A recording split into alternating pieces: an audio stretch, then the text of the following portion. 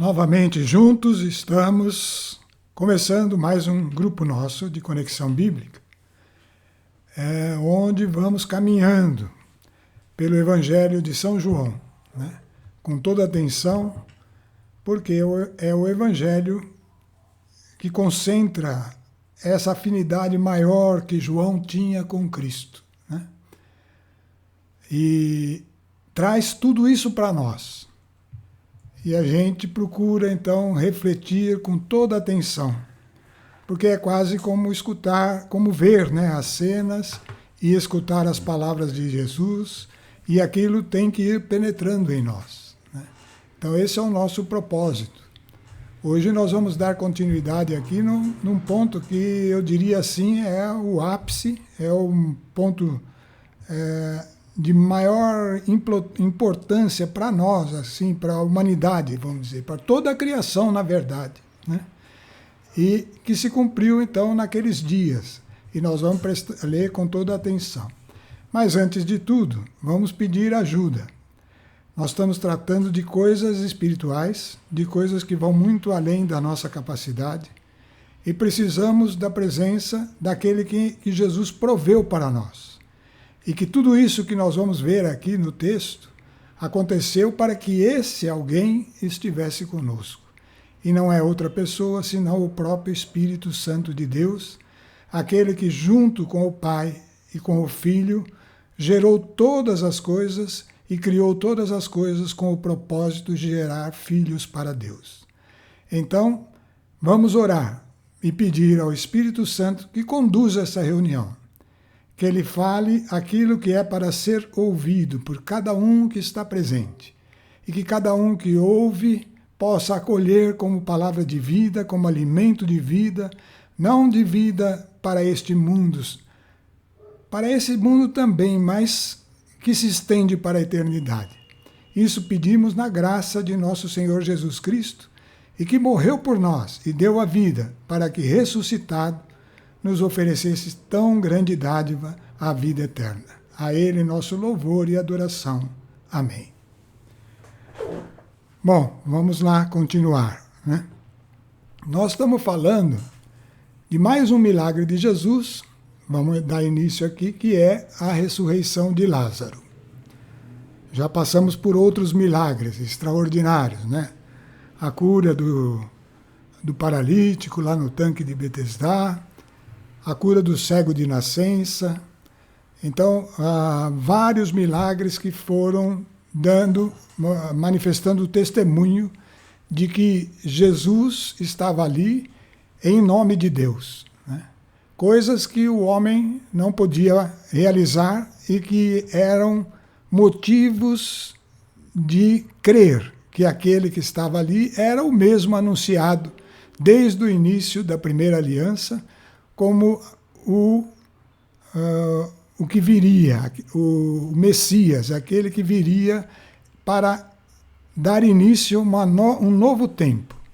E o assunto de hoje é exatamente esse passo mais importante, para que esse tempo que está em curso possa cumprir todo o propósito, que não é outro e nem é pouca coisa, é gerar filhos para Deus. Esse é o plano de toda a criação, o plano desde o início, e que parecia não se cumprir quando o homem cedeu à tentação de Satanás. Mas agora essa situação vai ser revertida, e é isso que nós estamos tratando aqui. E começa então com um evento que aconteceu entre Jesus e uma família, a família de Lázaro, né? Parece uma coisa pequena, mas nós vamos ver como é grande tudo que está aí e tudo que vai acontecer. Como representa coisas fundamentais para a nossa existência, né? Essa família conheceu Jesus, eram duas irmãs, Marta e Maria, e Lázaro, né? E eles creram em Jesus, né? E Jesus criou uma afinidade com eles. Chegou um dia, então, como Jesus... eu esqueci de falar, era importante lembrar, nós estamos num momento crucial, né, da história de Jesus, onde aquele confronto, lembra, dos judeus, autoridades, seguidores da lei e que assumiam a lei como deles próprias, né? Começaram a se chocar com a doutrina de Cristo, que no fundo era a própria lei levada à perfeição, mas que para eles parecia ser algo que ofendia não a lei em si, porque não tinha razões para se ofender a lei, mas ofendia a autoridade deles, né? E isso gerava uma oposição forte. Então foi isso que causou a divisão dos judeus, né? Eu sempre repito, existem aqueles que aderiram a Cristo, e foi por estes judeus que toda a humanidade foi evangelizada, mas muitos dos outros ficaram distantes, e a razão principal foi o fato de estarem acomodados naquela doutrina da lei, mas principalmente de deixarem crescer uma vaidade, especialmente por parte das autoridades, né?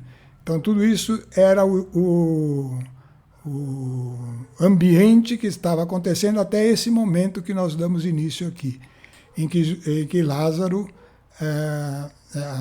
em que vai acontecer esse milagre com respeito a essa família de Lázaro. Então vamos começar, está no capítulo 11 do Evangelho de João, e a partir do versículo 1 nós vamos ler agora, né? Lázaro caiu doente em Betânia, era a cidade que ele morava, ele não ficava em Jerusalém, né? Onde estavam Maria e sua irmã Marta. Então essa era a família. Maria era quem ungira o Senhor com óleo perfumado e lhe enxugara os pés com seus cabelos, né? E Lázaro, que estava enfermo, era o seu irmão. Suas irmãs mandaram, pois, dizer a Jesus: Senhor, aquele que tu amas está enfermo. A essas palavras, disse-lhe Jesus: esta enfermidade não lhe causará a morte. Então Jesus já estava aí junto com os discípulos. E os discípulos que lhe vieram trazer para Jesus essa informação, né? E Jesus responde para eles: esta enfermidade não causará a morte, mas tem por finalidade a glória de Deus. Por ela será glorificado o Filho de Deus. Só aí a gente já devia ter uma noção da importância desse fato. É um milagre. Jesus fez tantos outros, tão grandes, ou até tão fantástico quanto esse também, né? Mas esse aqui tem uma condição especial, né? Porque por ela será glorificado o Filho de Deus, tá? Então é um momento fundamental em todo esse processo de salvação da humanidade. Ora, Jesus amava Marta, Maria e sua irmã e Lázaro, né? Então Marta, Maria, sua irmã e Lázaro. Mas, embora tivesse ouvido que ele estava enfermo, demorou-se ainda 2 dias no mesmo lugar. Depois disse aos seus discípulos: voltemos para a Judéia. É interessante isso, porque a informação veio que ele estava enfermo, os próprios discípulos pensaram: não, vamos lá, vamos ajudar. Jesus tinha todo esse poder, né, de curar as enfermidades, né? E, no entanto, nesse caso, Jesus demorou-se 2 dias. É algo que ele sabia que tinha que se cumprir. Tinha que se cumprir porque esse evento é o que eu disse, é a pedra fundamental de toda a obra de Cristo, é aquilo que vai dar o passo decisivo para aquilo que ele veio cumprir neste mundo, tá? Então, ele ficou lá e deixou o tempo passar. Então, na sequência, falou: voltemos para a Judéia, Jesus, né? Disse aos discípulos, depois dos 2 dias. Então, vamos lá. Os discípulos, então, responderam para ele: Mestre, há pouco os judeus queriam te apedrejar, né? Te queriam apedrejar, e voltas para lá? Jesus respondeu: não são 12 as horas do dia? Quem caminha de dia não tropeça porque vê a luz deste mundo, mas quem anda de noite tropeça porque lhe falta luz. Depois dessas palavras, ele acrescentou: Lázaro, nosso amigo, dorme, mas vou despertá-lo. Disseram-lhe os seus discípulos: Senhor, se ele dorme, há de sarar. Jesus, entretanto, falava de sua morte, mas eles pensavam que falasse do sono como tal. Bom, vamos refletir um pouquinho sobre isso. Então, os outros discípulos, né, disseram para Jesus que alertaram, nós saímos de lá porque eles estavam chegando ao ponto de nos apedrejar, né?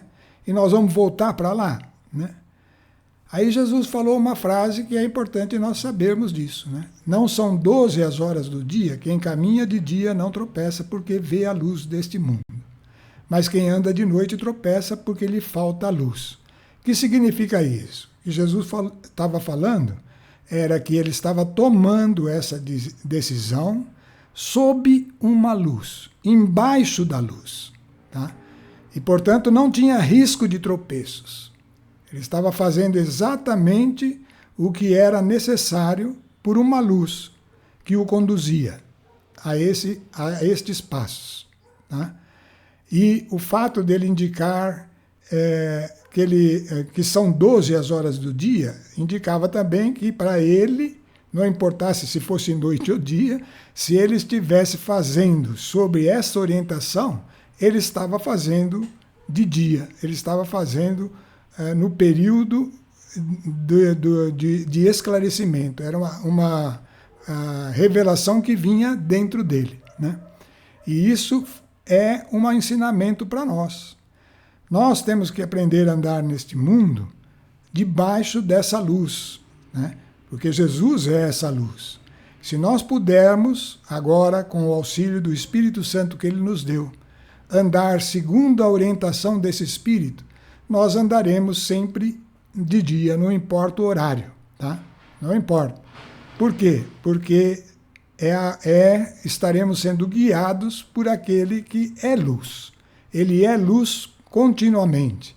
Ele é esclarecimento, ele é direção.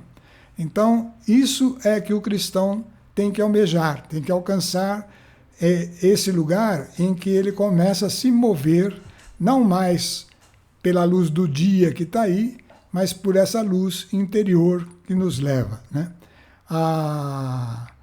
O número 12 representa o número de horas do dia, sim. E é por isso que a Jerusalém Celeste, aquela que há de vir, que vai se formar, e que é o reino eterno de Deus, junto com o seu propósito, que são os seus filhos, essa cidade é totalmente luz, não existe trevas lá.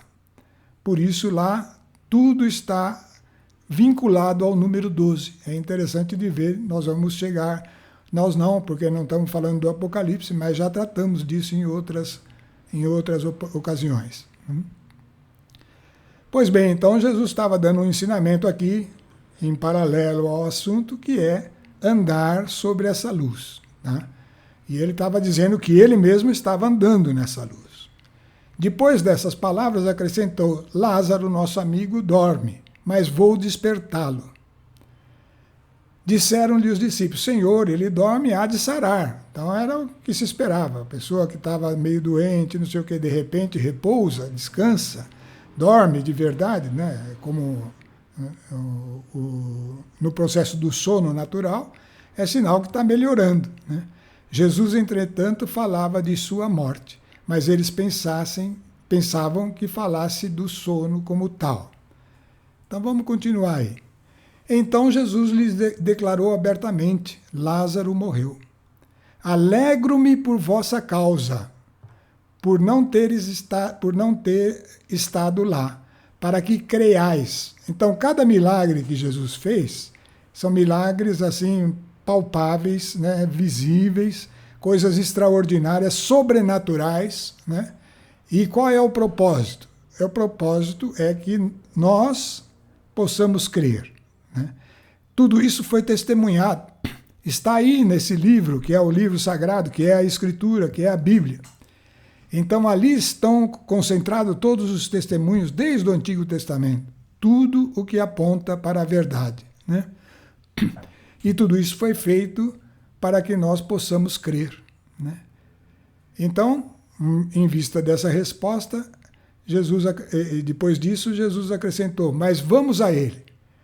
A isso, Tomé, chamado Dídimo, disse aos seus condiscípulos: vamos também nós para morrermos com ele. É quase uma maneira engraçada, né, de falar: ó, nós estávamos lá quase morrendo, aí fugimos de lá por causa do apedrejamento. Agora lá vamos lá, então se ele está indo, nós vamos também, né? Mas provavelmente nós vamos acabar morrendo com ele. Então estava falando dessa forma, mas ele sabia que eles tinham decidido seguir Jesus e iriam em frente, né?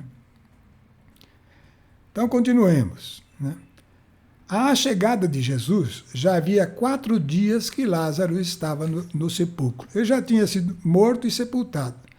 Quando Jesus recebeu aquela notícia e esperou 2 dias, né, para até chegar a notícia até ele, que ele estava distante, né? E, além disso, ele esperou 2 dias. Já havia passado 4 dias da morte de Lázaro, né? Ora, Betânia distava de Jerusalém cerca de 15 estádios. 15 estádios, a Betânia era a cidade onde morava Lázaro e as irmãs, tá? Era bem próxima de Jerusalém, era 3 quilômetros e pouco, que é esses 15 estádios aí, né? Muitos judeus tinham vindo a Marta e Maria para lhes apresentar condolências pela morte de seu irmão. Mal soube Marta da vinda de Jesus, saiu-lhe ao encontro, né? Maria, porém, estava sentada em casa, né? Marta disse a Jesus: Senhor, se estivesses estado aqui, meu irmão não teria morrido. Ela acreditava nisso, né? Mas sei também agora que tudo o que pedirdes a Deus, Ele te concederá. No fundo, ela estava dizendo: mas eu continuo acreditando que você vem da parte de Deus, né? Apesar de você não ter vindo, mas eu sei que se você estivesse aqui, ele não teria morrido, tá? Então ela continuava acreditando em Jesus, apesar de ter sofrido esse desgosto, né, dele não ter chegado a tempo. Então vamos continuando. Disse-lhe Jesus: teu irmão ressurgirá. Respondeu-lhe Marta: sei que há de ressurgir na ressurreição do último dia. Jesus já tinha anunciado essa ressurreição e ela acreditava naquilo que Jesus tinha dito e acreditava também no que a lei dizia também, né? Teu irmão ressurgirá, e ela falava: não, sei que há de ressurgir no dia da ressurreição. Disse-lhe Jesus: eu sou a ressurreição e a vida. Agora uma afirmação importante para nós. A ressurreição e a vida é o próprio Jesus Cristo, tá? E ele vai provar isso, né, com a própria vida dele. Então, disse-lhe Jesus: eu sou a ressurreição e a vida. Aquele que crê em mim, ainda que esteja morto, viverá. E todo aquele que vive e crê em mim, jamais morrerá. E aí virou para Marta e disse: crês nisso? Respondeu ela: sim, Senhor, eu creio que tu és o Cristo, o Filho de Deus, aquele que devia vir ao mundo. Ela não quis nem falar que acreditava naquilo, mas afirmou que ela acreditava que ele era o Cristo, o Filho de Deus, e que era ele o Messias que devia vir, né? Então vamos ver aí nós mesmos, né? Aquele que crê em mim, ainda que esteja morto, viverá. E todo aquele que vive e crê em mim, jamais morrerá. Nós precisamos entender essa frase, né? Eu não vou dar o sentido dela, que a Bíblia mostra já, né? Porque adiante a gente vai ver isso no momento mais adequado, né? Que vai ficar mais claro essa frase. Ela é um pouquinho estranha, né? Aquele que vive e crê em mim jamais morre. Peraí, né? Como é que é isso? E segundo, aquele que crê em mim, ainda que esteja morto, mas se já está morto, né? Como é que ele crê em mim? Então são coisas que parecem não estarem conectadas, mas elas estão aí e com um sentido bem nítido e perfeito. A gente vai ver mais adiante, tá? Bom, agora vamos entrar num instante, como eu estava dizendo, a ressurreição de Lázaro é uma ressurreição. Jesus ressuscitou outras pessoas enquanto esteve no mundo, né? Mas esse evento, no contexto que ele estava, ali próximo de Jerusalém, com tudo isso que estava envolvido, depois de todo aquele momento de confronto de Jesus com as autoridades, de tudo aquilo, ele é o âmago do processo de salvação da humanidade, tá? E vai gerar, e isso fica bem nítido, porque nós vamos ver que em todo o tempo Jesus passou com toda a mansidão e com toda a capacidade de orientação. É o único momento em que ele vai ser impactado por uma emoção forte, né? Então vamos continuar lendo o texto aí para a gente sentir essas coisas, né? O versículo 28 do capítulo 11 diz assim: a essas palavras ela foi chamar sua irmã Maria, dizendo baixinho. A Maria estava lá na casa, né? Num momento de pêsames lá, com todas as visitas, e Lázaro já estava sepultado, né? Então, dizendo baixinho: o mestre está aí e te chama. Apenas ela o ouviu, levantou-se imediatamente e foi ao encontro dele. Pois Jesus não tinha chegado à aldeia, mas estava ainda naquele lugar onde Marta o tinha encontrado. Os judeus que estavam com ela em casa, em visita de pêsames, ao verem Maria levantar-se depressa e sair, seguiram-na, crendo que ela ia ao sepulcro, para ali chorar. Quando, porém, Maria chegou onde Jesus estava e o viu, lançou-se aos seus pés e disse-lhe: Senhor, se tivesses estado aqui, meu irmão não teria morrido. A mesma coisa que Marta, né? Ao vê-la chorar assim, como também todos os judeus que a acompanhavam, Jesus ficou intensamente comovido em espírito. Nós estamos vendo quão importante é esse momento, pessoal. Não tem outro ponto em que fale isso a respeito de Jesus. Intensamente comovido em espírito. E sob o impulso de profunda emoção, perguntou: onde o pusestes? Responderam-lhe: Senhor, vinde ver. Jesus pôs-se a chorar. Vocês estão vendo como é importante esse instante? Por que Jesus ia chorar? Porque Lázaro estava morto? Com certeza não era isso. Com certeza a emoção não é por causa disso. Com certeza essa profunda emoção, né, essa comoção de espírito, é algo muito maior do que isso. E é isso que nós precisamos extrair sempre da palavra. A gente tem que buscar essas respostas no Espírito de Deus, né? Observavam, por isso, os judeus. Vede como ele o amava, né? Os judeus que tinham vindo com Maria, né? Vede como ele o amava. Mas alguns deles disseram: não podia ele, que abriu os olhos ao cego de nascença, e sem contar os outros milagres, fazer com que este não morresse, né? Então eles estavam dizendo aí. Aí eu vou continuar aqui o texto já diretamente. Tomado novamente de profunda emoção, já a quarta vez que vai falar, Jesus foi na direção do sepulcro. Era uma gruta coberta com uma pedra, e Jesus ordenou: tirai a pedra. Disse-lhe Marta, irmã do morto: Senhor, já cheira mal, pois há 4 dias que ele está aí. Respondeu Jesus: não te disse? Eu, se creres, verás a glória de Deus? Tiraram, pois, a pedra. Levantando Jesus os olhos ao alto, disse: Pai, rendo-lhe graças porque me ouvistes. Vamos continuar. Eu bem sei que sempre me ouves. Então Jesus continuou essa oração diretamente ao Pai, no meio de todos eles. Tá?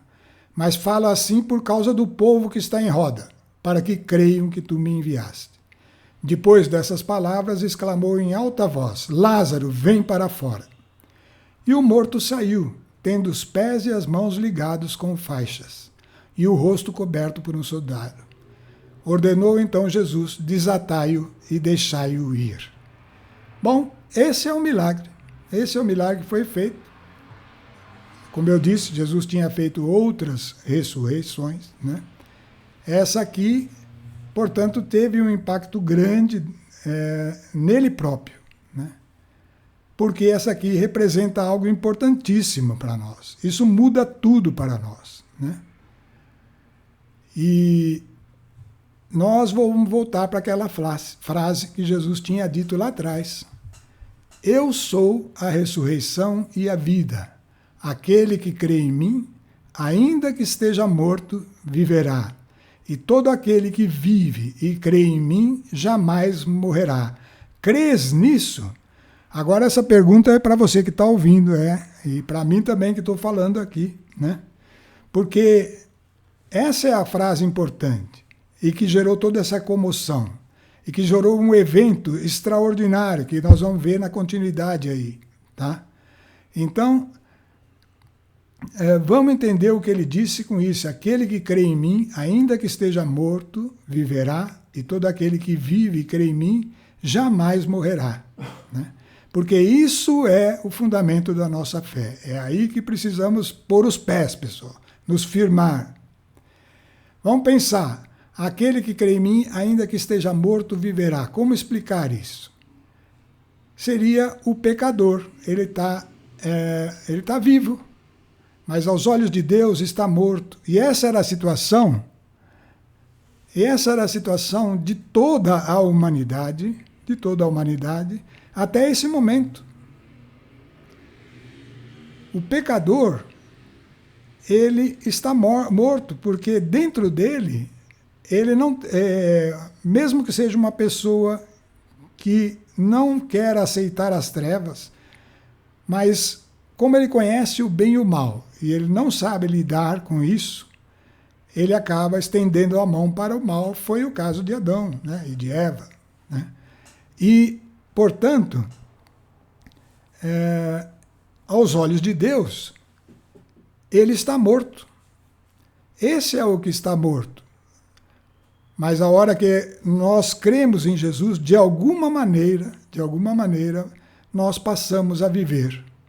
Passamos a viver porque essa condenação, que era justa, porque Deus não se mistura com o pecado, e todo homem nasce com o pecado, e Deus não se mistura com esse pecado. E olha, esse pecado não foi só o Adão que pecou lá, né? Ele está dentro de nós, nas nossas decisões de cada dia, né? Então, a única possibilidade de nos libertarmos disso, de ficarmos livres dessa tendência, é uma tendência firme, é como se a gente estivesse aí numa encosta de um morro e a gente não consegue subir continuamente e acaba descendo muitas vezes, né? Então, isso é a nossa condição. Porém, no momento em que nos convertemos, de alguma forma vem algo que nos sustenta. Nós já sabemos o que é esse algo, né? Ele vem por causa desse momento, por causa de tudo que aconteceu a partir, aliás, não desse momento, mas a partir desse momento que estava sendo anunciado. O momento que iria se cumprir na sequência, né? Então, o pecador que se converte, quando ele crê em Jesus, ele passou a viver. Então, esse é aquele que crê em mim, ainda que esteja morto, e viverá. Vamos ver a segunda frase. Todo aquele que vive e crê em mim, jamais morrerás. Quem é o que vive e crê em Jesus? Aos olhos de Deus, antes de Jesus, ninguém está vivo. Todo mundo está sob a condenação da morte, né? Mas, agora, em Cristo, tem um modo de eu começar a viver, que é o primeiro passo lá, né? Crer em Jesus, mesmo estando morto, eu passo a viver. E quando eu passo a viver e continuo crendo, agora sim, precisa falar claramente, continuo crendo, tem que ter atitudes de fé. Essa fé não pode ser uma fé momentânea, de um instante, tem que ser uma fé viva. A fé viva é aquela que caminha conosco e que influi na nossa vida. Essa fé que caminha conosco nos garante que jamais morreremos. Mas a gente não morre? Então, vamos entender isso aí, né? Então, o primeiro caso é o pecador que se converte, estava morto e passou a viver. O segundo, o cristão que persevera na fé. Venceu a morte, tem por horizonte a primeira ressurreição. Eu sempre falo dessa primeira ressurreição, que não é muito comum falar nas igrejas, né? Mas isso é muito claro nas Escrituras. Se vocês lerem o capítulo 20 do Apocalipse, vai falar da primeira ressurreição. E vai falar, feliz e santo aquele que participa da primeira ressurreição, aquele que morreu crendo, né? Creu em Jesus e perseverou na fé.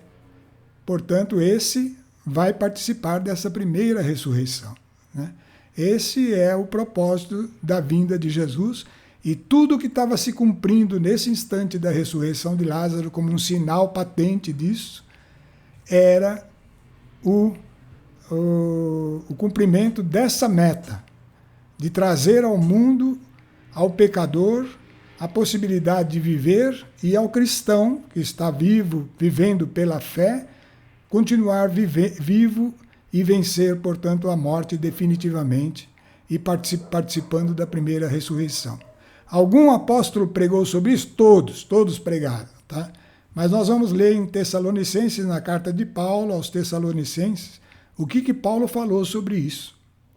Vamos ler porque é interessante, é para nos fortalecer, né? Nós precisamos ter firmeza nessas coisas, né? Então, versículo 13 do capítulo 4 da carta aos Tessalonicenses diz o seguinte: Irmãos, não queremos que ignoreis coisa alguma a respeito dos mortos, para que não vos entristeçais. Então, a gente às vezes se entristece com a separação, mas o que importa mesmo é o que está antes, tá? Então vamos prestar atenção nisso. Para que não vos entristeçais como os outros homens, que não têm esperança. Cremos que Jesus morreu, cremos não. Se cremos que Jesus morreu e ressuscitou, então, ó, se cremos, essa é a condição. Se o cristão crê nisso de verdade, e está, não é só de nome cristão, ele crê, ele está caminhando nessa fé, que Jesus morreu e ressuscitou, então continua. Cremos também que Deus levará com Jesus os que nele morreram. Eis o que vos declaramos. Agora é uma revelação que Paulo teve e vai declarar para nós. Conforme a palavra do Senhor, por ocasião da vinda do Senhor, nós que ficamos ainda vivos, e ele se colocou como se estivesse lá, só como exemplo, tá? É um exemplo que ele está dando, para todos aqueles que estiverem vivos neste dia, né? Nós que ainda ficamos, não precederemos os mortos. Isso significa que essa primeira ressurreição, ela acontece para todos os que estiverem vivos e crerem em Cristo, e para todos os que morreram crendo em Cristo. Agora vale aquela primeira frase num outro sentido.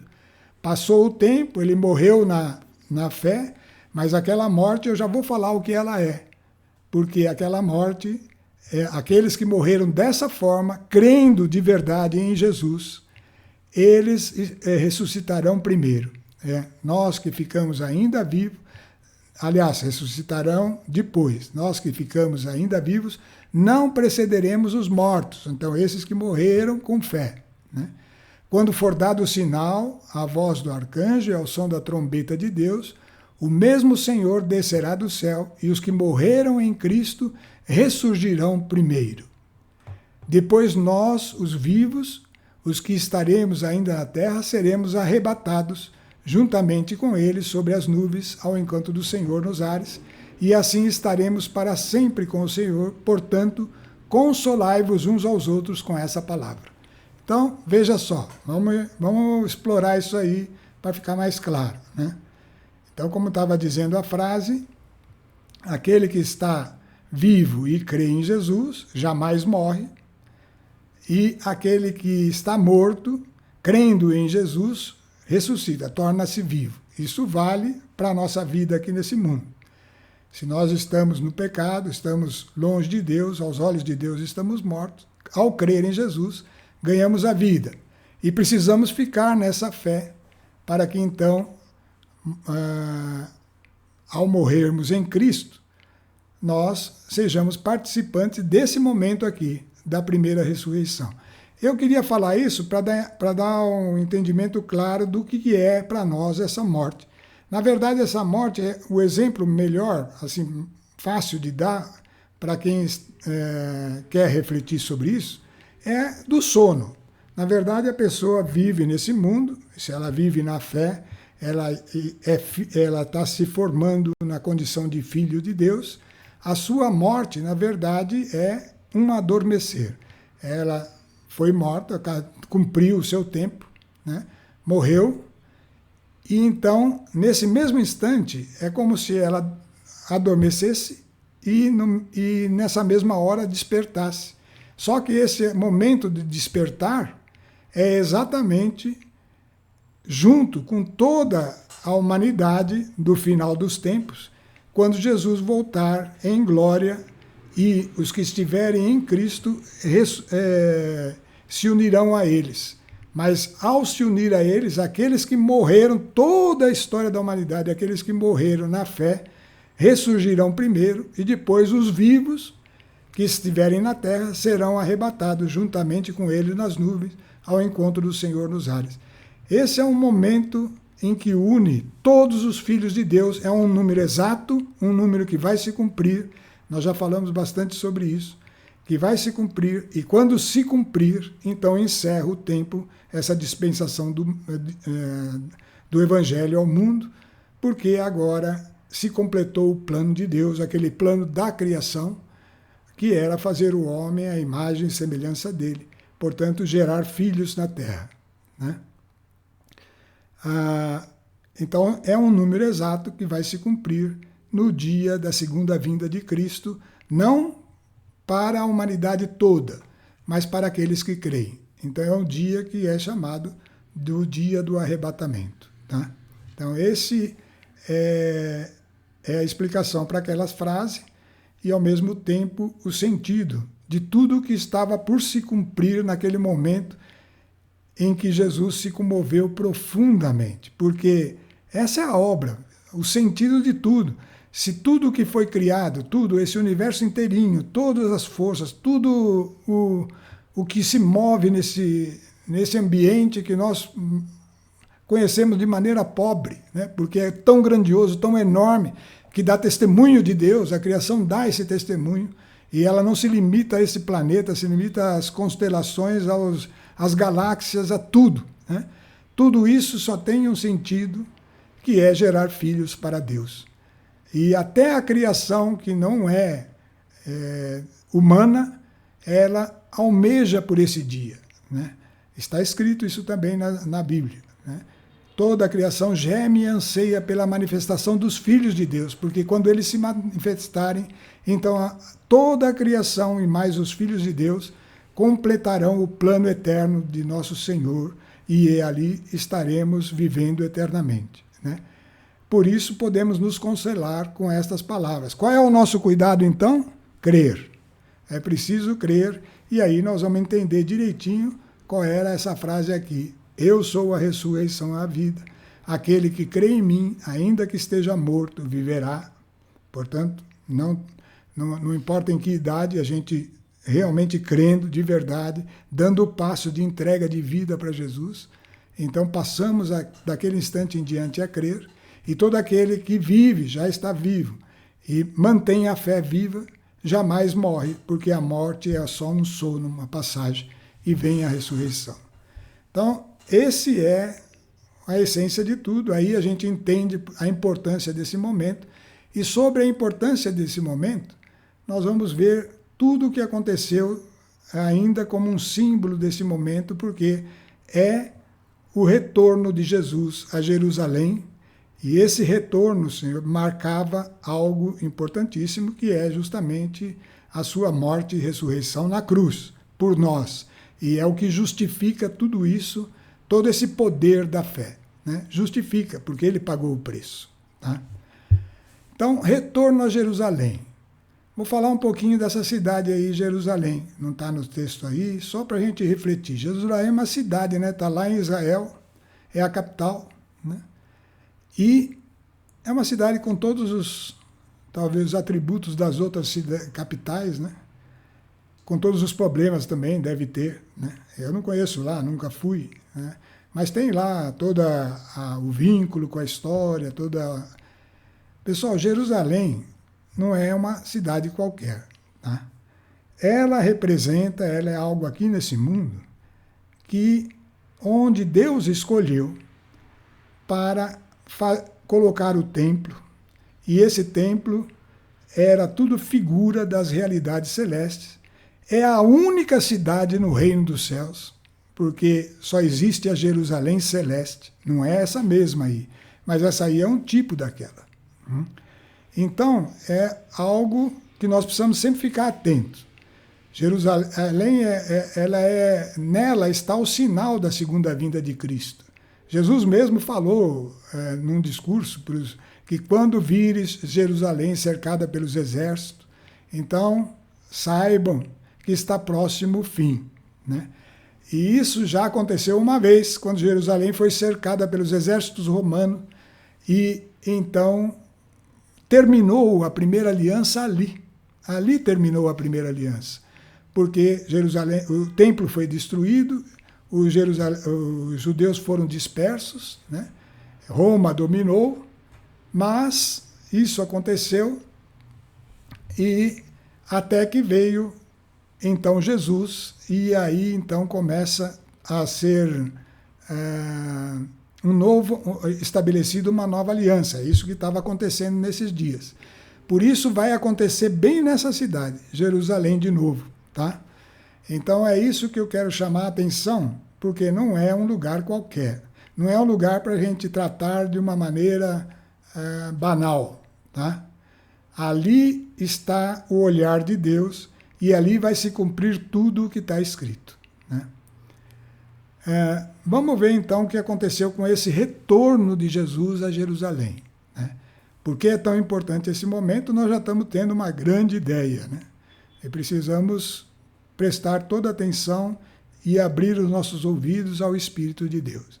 Então, continuando, João capítulo 11 vai dizer o seguinte: muitos dos judeus que tinham vindo a Marta e Maria e viram o que Jesus fizera, creram nele. Então, aquele sinal já começou a operar.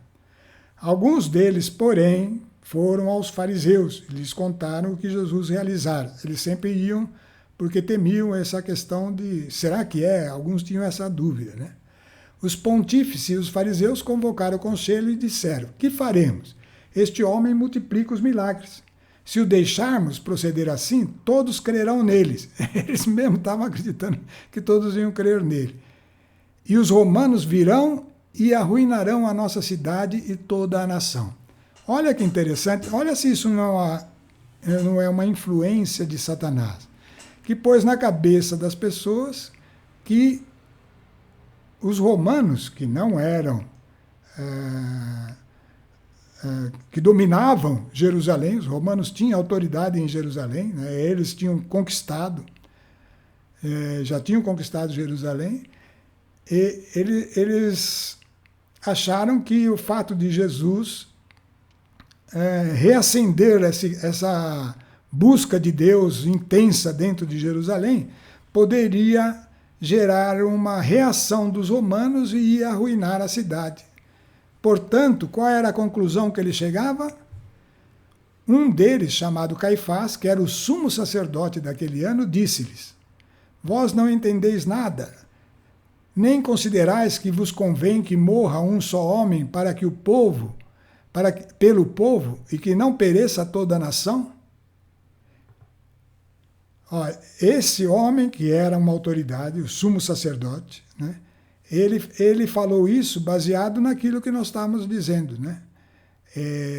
Naquele confronto, Jesus levando todos os judeus, pelo menos uma boa parte, não todos, uma boa parte deles, a crerem que ele era o Messias, o enviado de Deus. Quando Jesus fez isso,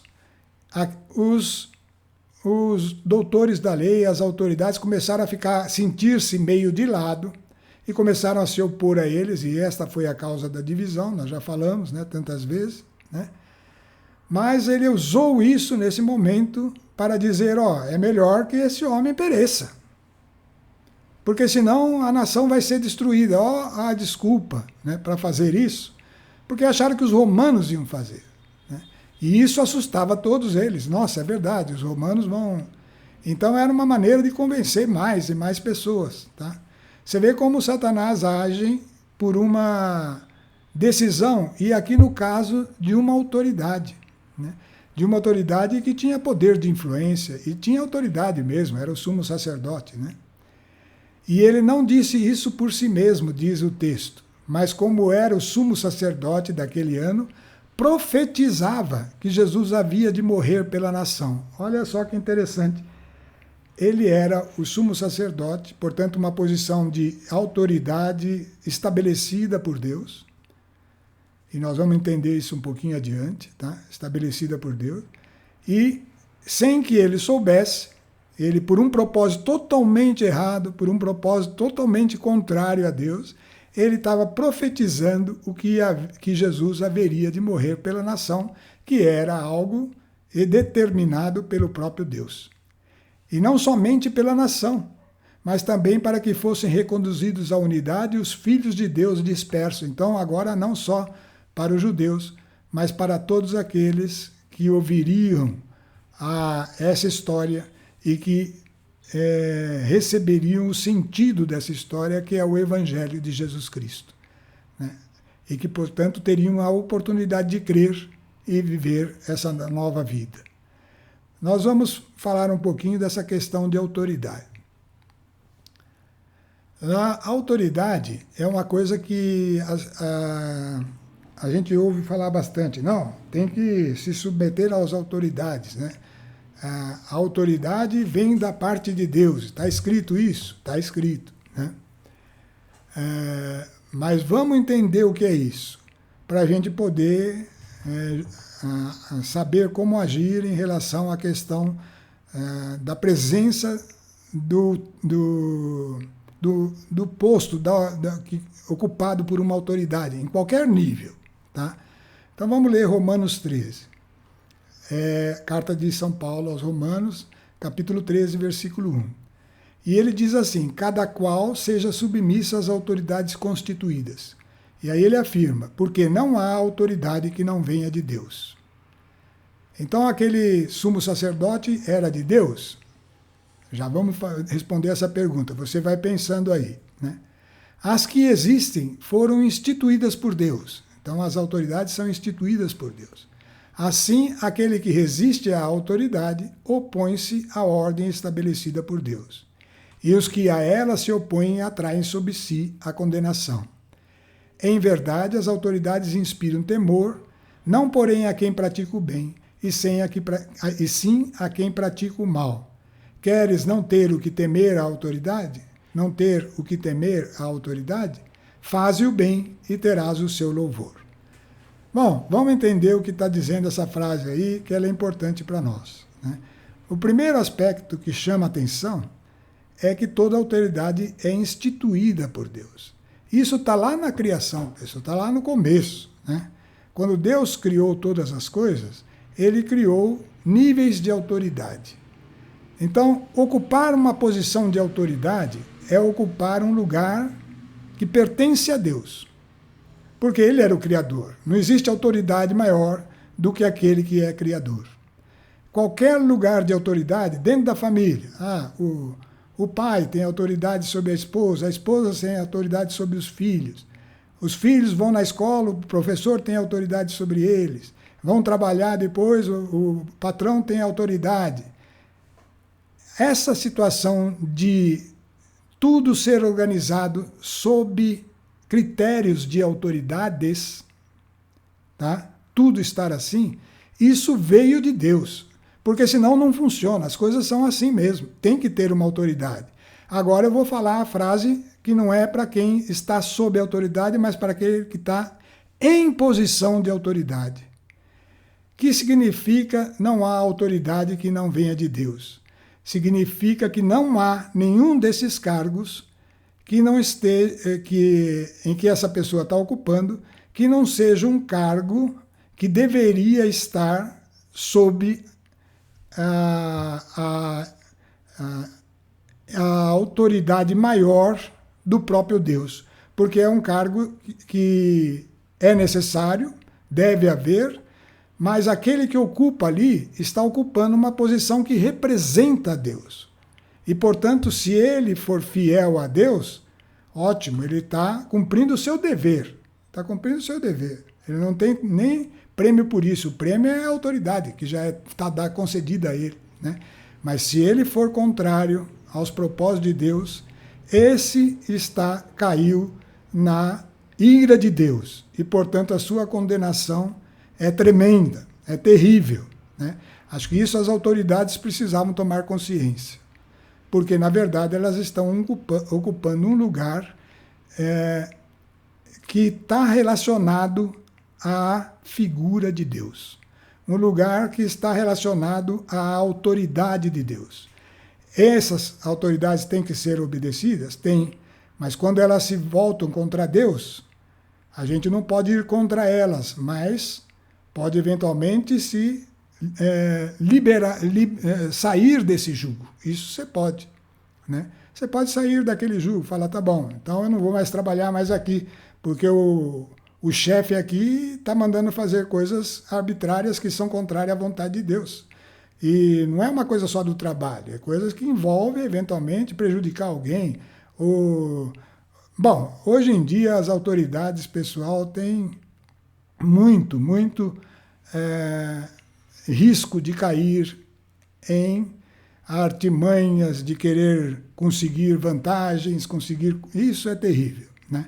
Porque eles não percebem que eles que estão ali representando Deus para aqueles que são os seus subordinados. E, portanto, qualquer atitude deles contrária mancha o nome de Deus. Imagina qual será a punição para isso. Então, deveria ser um grande alerta essa frase de Romanos para todas as autoridades. Para todas as autoridades. Bom, continuando. Ainda falando sobre a autoridade. Paulo descrevendo. Porque ela é instrumento de Deus. Ela é instrumento. Ela está ali para agir segundo Deus. Para o teu bem. E, portanto, para o bem. Mas se fizeres o mal, teme. Você deve temer. Porque se você for contrário à autoridade, que está ali para fazer o bem, você está fazendo o mal. Então, cuidado, né? Porque não é sem razão que ela leva a espada, é ministro de Deus para fazer justiça e para exercer ira contra aquele que pratica o mal. Então, essa é a condição que a autoridade deveria praticar. O que eu levantei aqui foi uma coisa paralela, que é decorrente disso. É a autoridade que ela mesma, ocupando essa posição, pratica o mal. Isso, ela deve saber que está sobre ela uma condenação fatal, né? Portanto, é necessário submeter-se à autoridade, não somente por temor de castigo, mas também por dever de consciência. Ela está ali ocupando um lugar que tem assim, vamos dizer, a virtude de Deus ali, né? É também por essa razão que pagais os impostos, pois os magistrados são ministros de Deus, quando exercem pontualmente esse ofício. Quando eles não exercem pontualmente, ou distorce esse ofício, aí eles estão sob condenação, né? Pagai a cada um o que lhe compete, o imposto a quem deveis o imposto, o tributo a quem deveis o tributo, o temor e o respeito a quem deveis o temor e o respeito. Então, nós estamos vendo que essa questão da autoridade é importante, tá? E o cristão tem que saber disso, né? E ele tem que ver que tem outras passagens nas cartas que nos mostra como agir quando a autoridade está impondo àquele que está sob ela coisas que ofendem àquele que é dono do cargo, na verdade, embora não se veja, que é o próprio Deus. Quando é assim, o jeito é humildemente sair dali e deixar de ocupar aquele lugar, que se é num emprego, se é numa situação qualquer, e para não se comprometer com o pecado daquele que está em autoridade, né?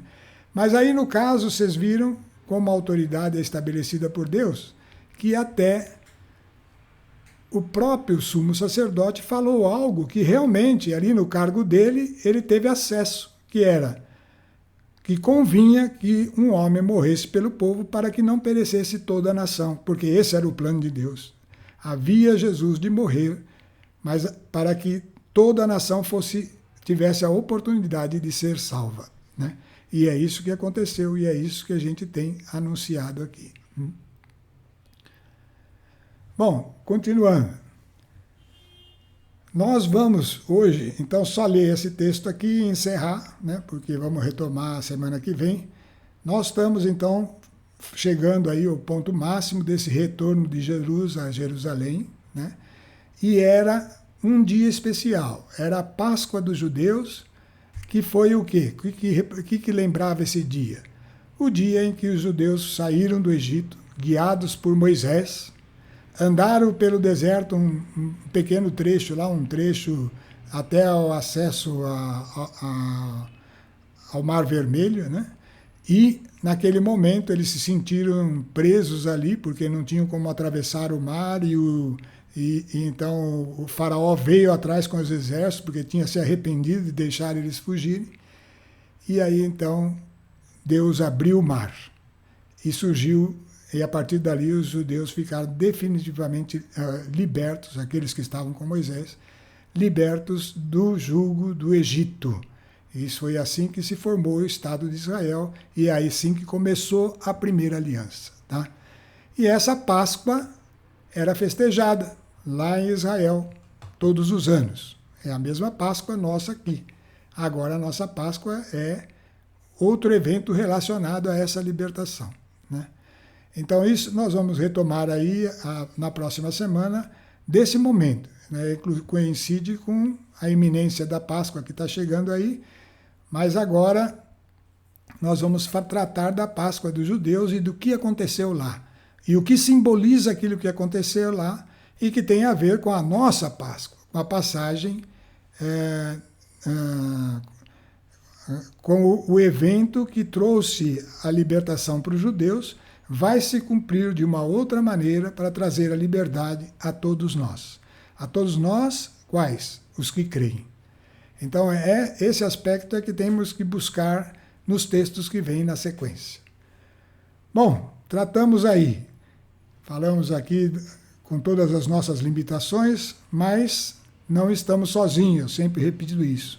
Aquilo que você ouviu, você expõe, você traz dentro de você e busca as revelações pelo Espírito Santo que está em você. Também vai para a palavra, reflete sobre ela para que ela seja vida. A palavra de Deus é o alimento da vida eterna. Nós temos que estar atento a isso e dar importância. Né? Nós estamos chegando após esses eventos tão importantes, esse que comoveu Jesus, ao momento em que Jesus vai liberar, então, o início da igreja, o início do tempo que cabe a nós, e que está dado a nós até que se cumpra esse dia, a segunda vinda de nosso Senhor Jesus Cristo. Bom, dando graças a Deus, terminamos a nossa reunião e pedimos a Ele que essa palavra, então, se consolide dentro de nós, com o sentido próprio que ela tem e que o próprio Espírito de Deus pode revelar de modo mais perfeito e de mais claro para cada um que ouve. Senhor, que a Tua presença, Senhor, seja exaltada e que seja centro de atenção para nós, dentro de nós mesmos, porque cremos em Jesus e justificados por essa fé, recebemos o vosso Espírito, o Espírito Santo de Deus. Que Ele nos conduza em mais esta semana e nos guarde na luz da Tua presença. A Ti, meu Deus, todo louvor e adoração para sempre. Amém.